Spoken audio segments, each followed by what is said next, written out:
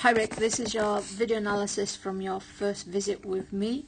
On the top screen we have the before, and on the bottom screen we have the after video. So let's just link these and see what we see. Let's play it again just so we have a quick look at what's going on. It was nice to meet you the other day, and we had lots to really just take in, new information to make you a little bit more efficient in the water. So we can see straight away a little bit, I can see a lot of difference. Let's go from, let's just get you. So on the top screen we can see here that they're dragging a lot of bubbles with us, and on the bottom screen not so much.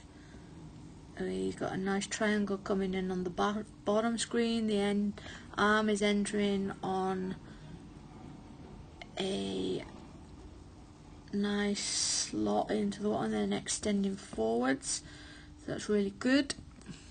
Whereas on the top screen you can see the arm just pushing through the water and then going straight down towards the bottom there.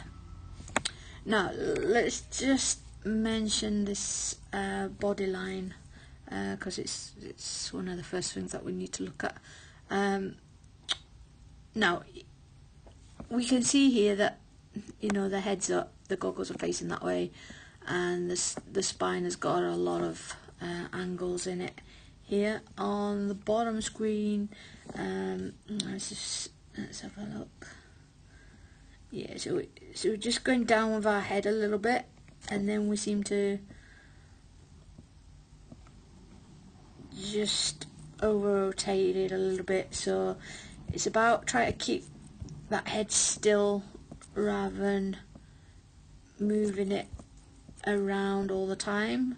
So if you try and just think about the top of the cap just being on top of the water all the time in one place, and we're not trying to move the head and the spine around, we're just trying to keep it nice and still, but you just need to relax the head. You're dipping the chin a little bit there, so we're doing the opposite of what we did to begin with. The top one we was eyes up, the bottom one we're just gone a little bit low, but it's in a better position. It's just because you're sending your head wherever your arms are at the moment.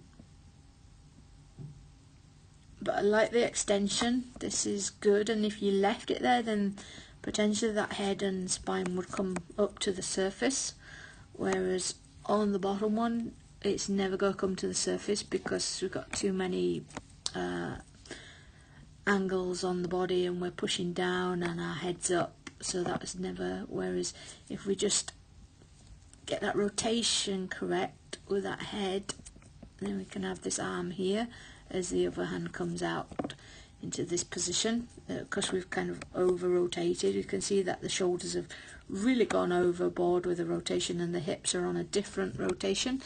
So we're trying to get them so the belly button's facing a 5 o'clock or a 7 o'clock position there if it was a clock, looking forwards.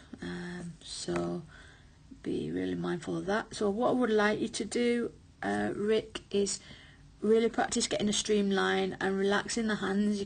You're almost making a fist here, and then the other one just going back and with a straight arm to the pocket there.